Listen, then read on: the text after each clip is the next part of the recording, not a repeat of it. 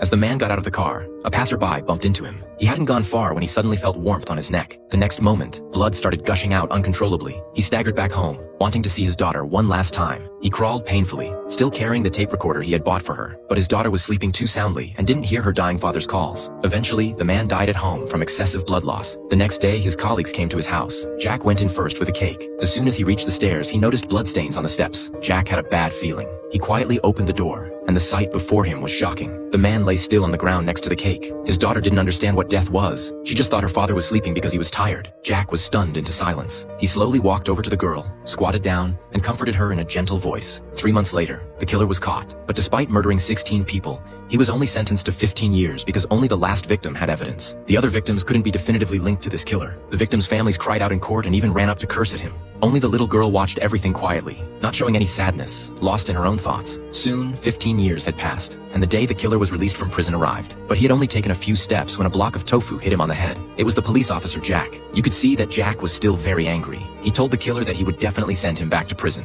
The little girl who lost her father grew up to be outwardly cheerful and optimistic, but secretly she had been planning how to get revenge. She knew the man who killed her father was out of prison. This is a very good